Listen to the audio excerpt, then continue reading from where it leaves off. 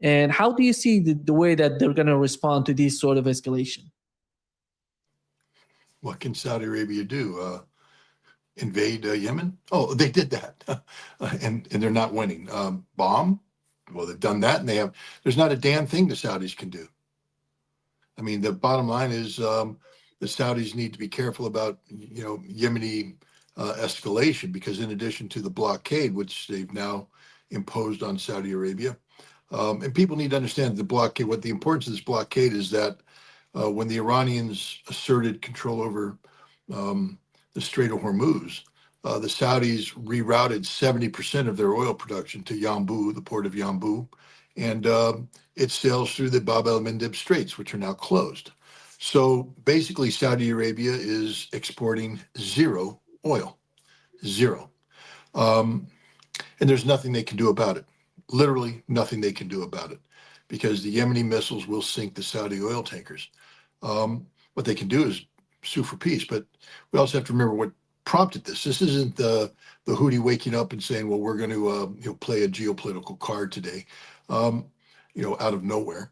The Saudis imposed an aerial blockade on Houthi-controlled Yemen. They shelled, or they bombed an airbase, a Sana'a airfield, after an Iranian airliner took off and landed there with a Houthi delegation that was attending the funeral of Ali Khamenei.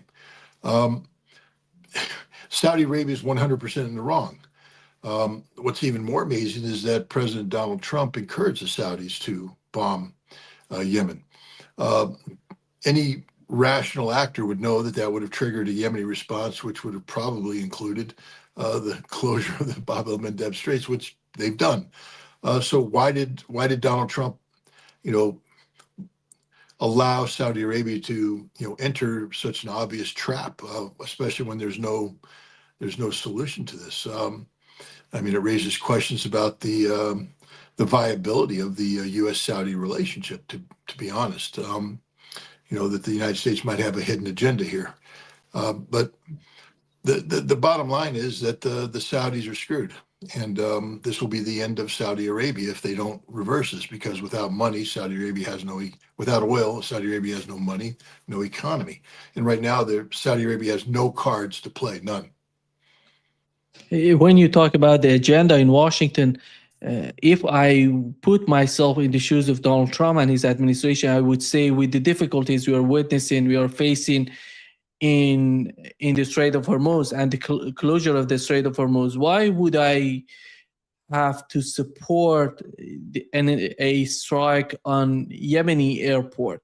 Because it was reported by Axios that Donald Trump supported Saudi attack on Yemen.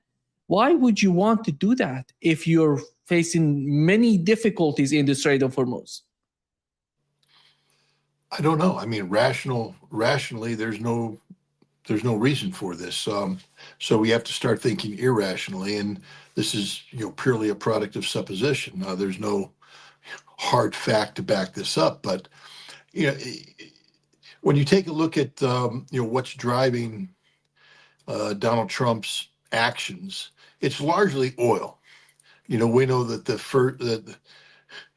first 39 days of conflict were halted because Donald Trump said we literally were running out of oil. We had to stop. We had to implement the MOU. J.D. Vance has openly acknowledged that the MOU was just a charade, basically a lie to buy time so that the West could replenish their oil stockpiles. So we know energy is the key. We also have to take a look at the totality of the American effort, and there is some reason to believe that the Trump administration was seeking to use the conflict with Iran in an effort to gain control over a major source of energy to China. We'd already done so through the capture of Maduro in Venezuela, and we were seeking to replicate this level of control in Iran. And the goal there is to basically get the Chinese to be dependent upon oil supplies that America has the on-off toggle switch. and so you look at this and you say, well, maybe Donald Trump wants to further solidify American dominance of the global energy market by removing a competitor, removing Saudi Arabia from the fold. Again, this is highly speculative and I hope wrong, but I'm just trying to find a rational reason for this. I think that Donald Trump holds grudges.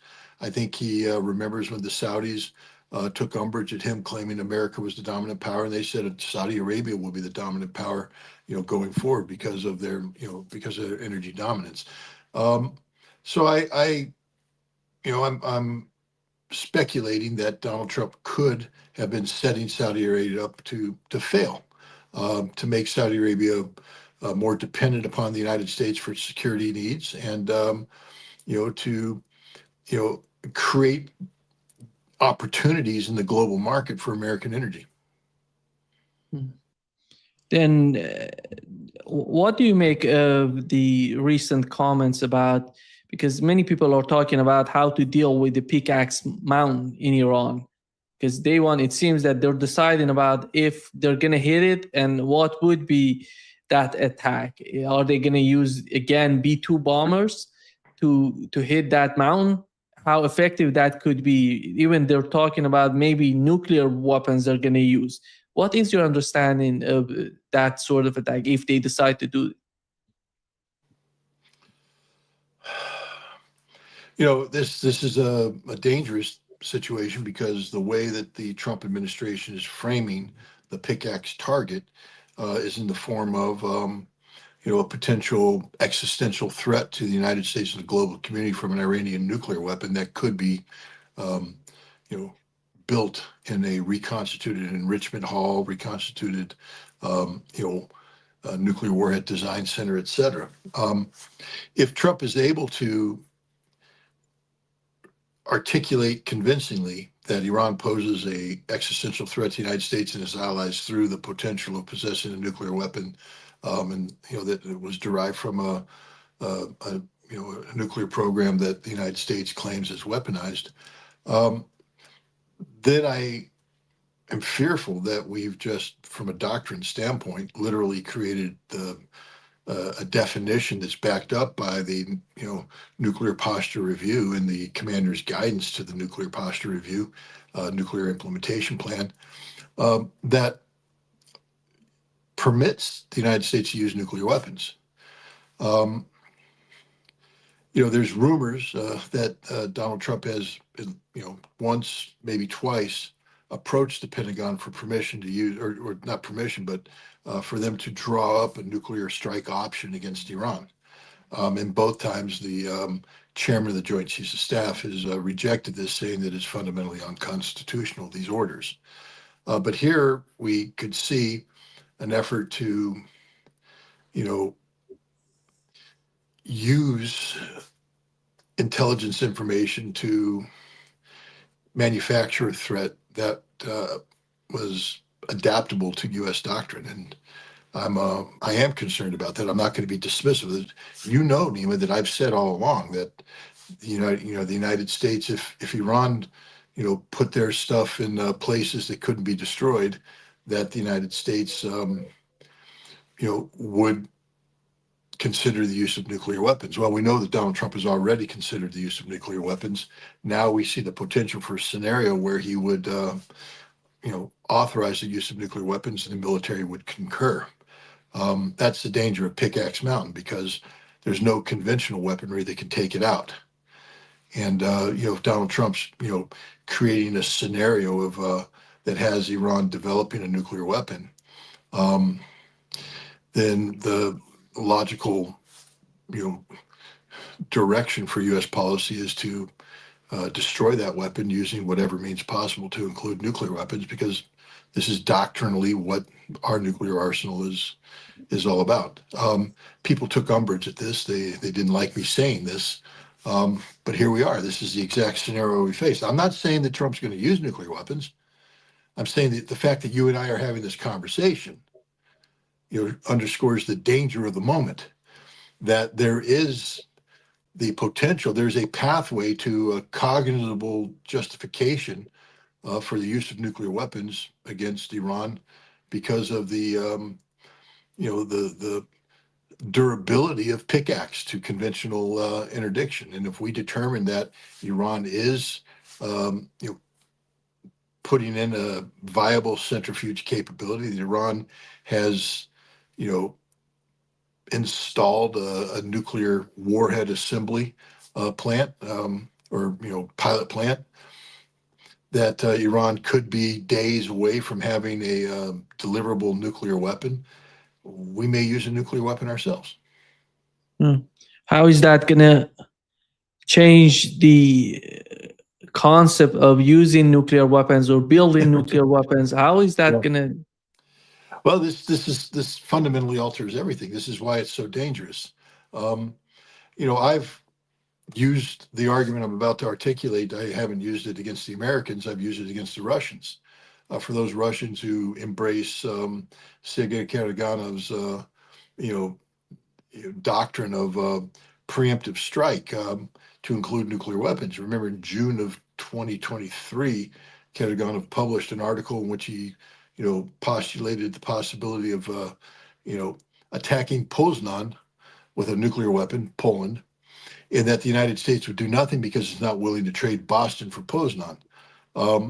So that doctrine, he modified it in the days leading up to Victory Day celebration this year, where he said that he's not advocating a preemptive nuclear strike. He's advocating the use of Oreshnik, conventional weapons. And then if that doesn't work, if that doesn't break the back of the Europeans, et cetera, then and only then would nuclear weapons be considered. But he's talking about breaking the taboo on the use of nuclear weapons, using nuclear weapons in a non-nuclear environment. This would be the end of arms control, because the very premise of modern day arms control is the notion that nuclear wars can't be won, therefore they should never be fought. Therefore, weapons should never be used. Why did we come up with mutually assured destruction by banning the ABM treaty back in 1972? It's so that we level the playing field, so that all parties understand that if you start a nuclear war, there's nothing to defend against what the enemy is going to come at you, and we're all going to die. Therefore, let's not start a nuclear war. That if the United States were to use nuclear weapons against Iran, what do the Russians do?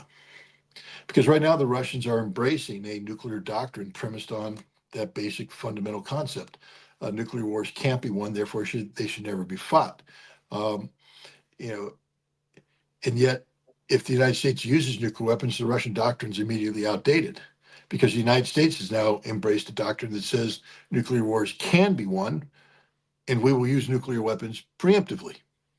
That's the new norm. So Russia will have to respond accordingly. At some point in time, Russia will have to show a willingness to, parallel the American policy. That's how you achieve strategic balance.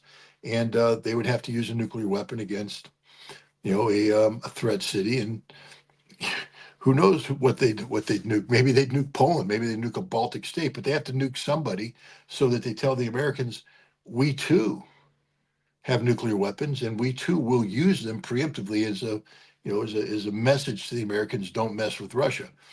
But every war game in the Pentagon that begins with a limited nuclear strike along the lines of what I've just discussed always ends with a general nuclear exchange that terminates all life on the planet.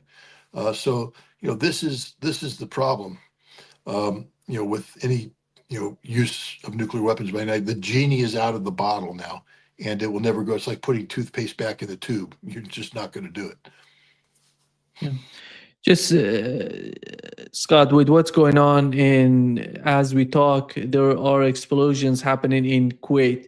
Kuwait is becoming the front line right now for for Iran, and the way that Iran is hitting at Kuwait is more than all the missiles and drones that they're sending to other countries in the GCC countries or outside GCC countries, naming Jordan. And why is Kuwait is that important for Iran to hit it so hard and this way?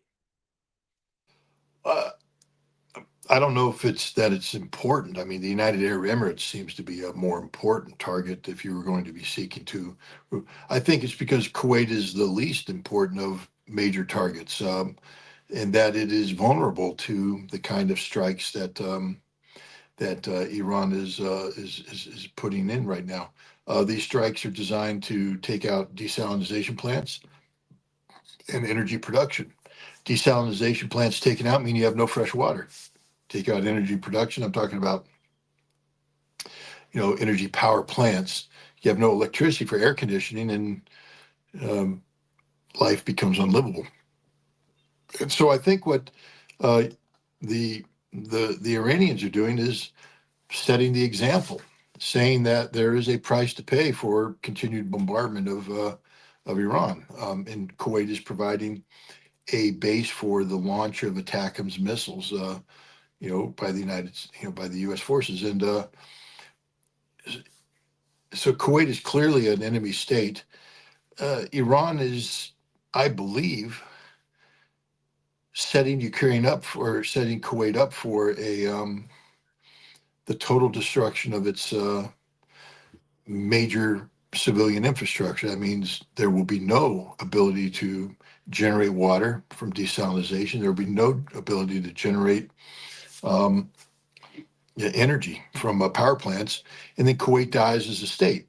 Again, you and I have talked about this. I said that one of the things Iran has threatened to do prior to this conflict breaking out is to kill nation states. I think Iran is in the process of destroying Kuwait as a nation state.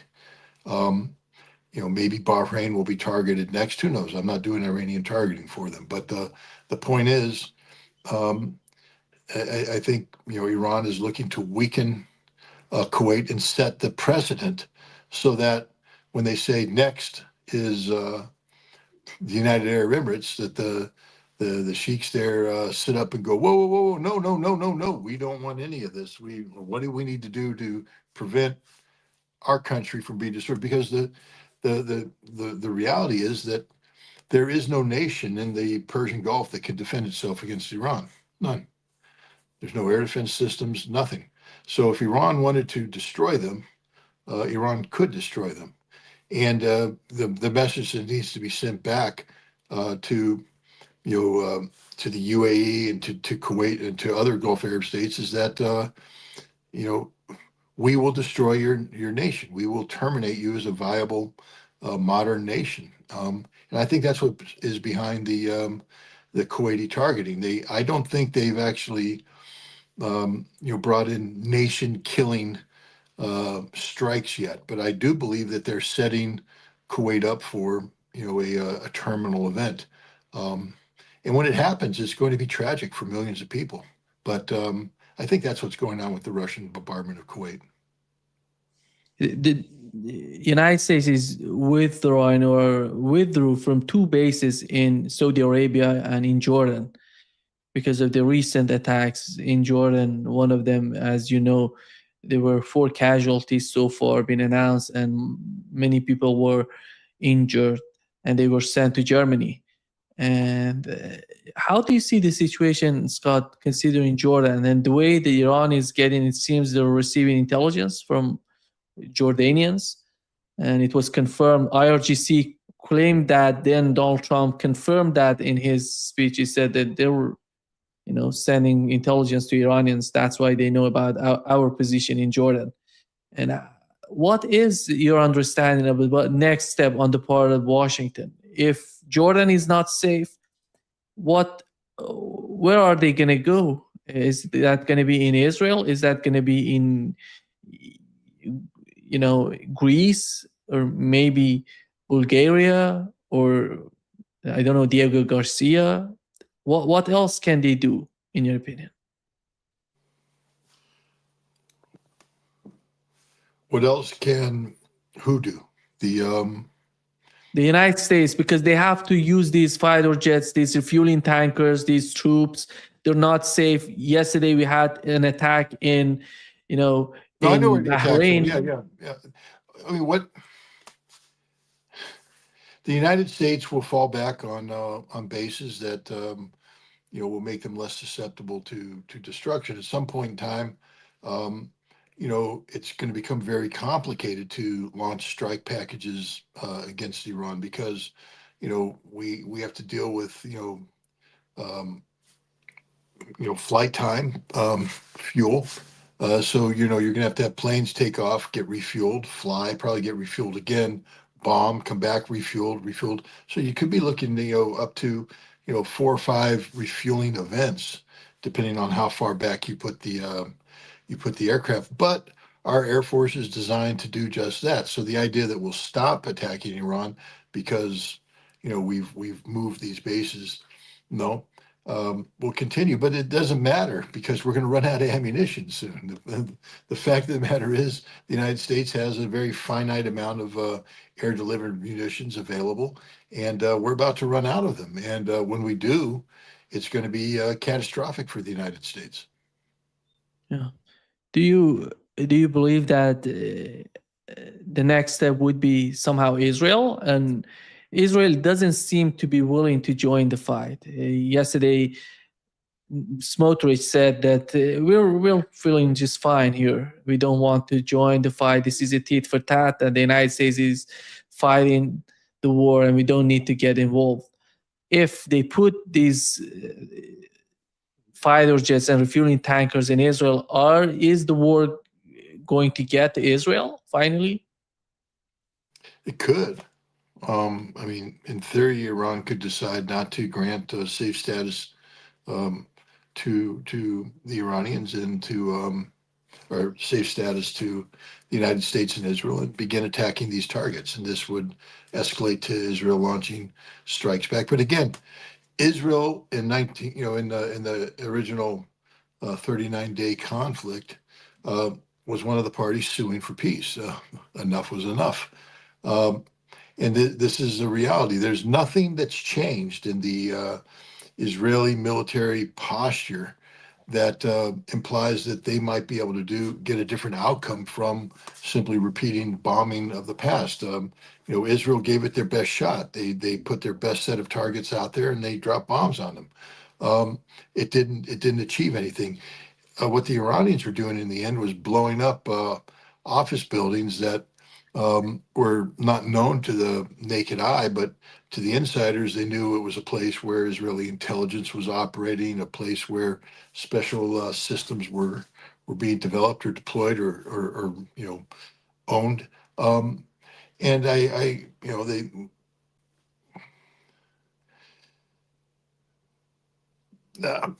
move on to the next one. I just got to tell you, it's Yeah. late here, so every once in my brain Yeah. wanders, Yeah. and I lost track of my answer there. Scott, there are two concepts of this war for Iranians. There are people arguing Iran doesn't need to attack GCC countries, they have to attack Israel. And the other is the Iranian strategy that they're mostly focused on the Strait of Hormuz and attacking American positions, American weapons in the region. Which one do you think? How do you understand it? And which one would be more effective?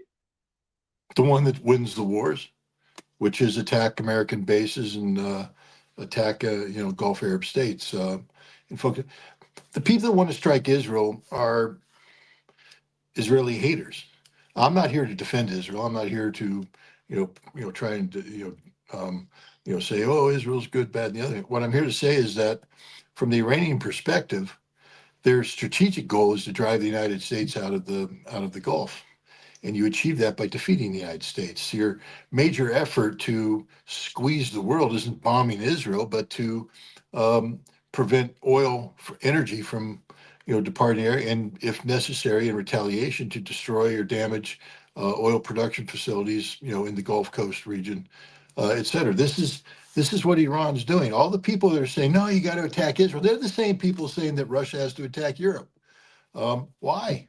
I mean, Iran is winning right now. There's really no debate here, about the United States will not be able to compel Iran to alter its course on anything. Iran, on the other hand, as you indicated, has already compelled the United States to begin withdrawing out of bases that are, within immediate strike distance of the Iranians, pulling further back, and the world's running out of oil. The same conditions that caused Donald Trump to beg for an MOU on April 8th are about to be replicated. So yeah, I think the Iranian government knows what it's doing. The people calling for the strike of Israel, they just don't like Israel, and they're encouraging Iran to do something that will yield the strategic advantage that they've earned. There were people arguing, Scott, in the United States, mostly appearing on Fox News. I'm mentioning this because this is the only outlet in the United States that Donald Trump watches. It seems that it's all about invasion. It's all about doing something in the Strait of Hormuz.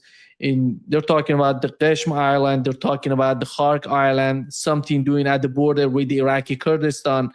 And we know that in the recent days, Iran was attacking, the Iraqi Kurdistan and attacking Al Harir base, the U.S. base in Iraqi Kurdistan. And what do you make of these people arguing at this stage, arguing that there was still the chance is high if we do that, we can liberate the Strait of Hormuz without having any sort of difficulties. We don't need to go to Tehran. We need to isolate the southern part and open up the Strait of Hormuz.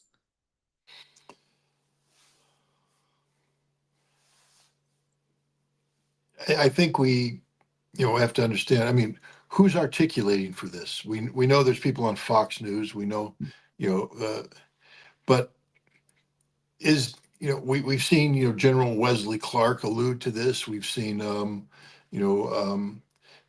Pete Pace allude to this, former general. We see non-military professionals talking about, we can do this. We can land troops ashore. We can seize this territory. But the fact of the matter is we can't. I mean, I just want somebody to explain how we're going to logistically support any landing force, because they go in with the basic load, whatever they can carry on their back or, on the landing craft. But then they're going to be vulnerable to resupply. We have to be able to get supplies to them. That means we either set up a harbor where we can bring in the trucks with the ammo and stuff, or we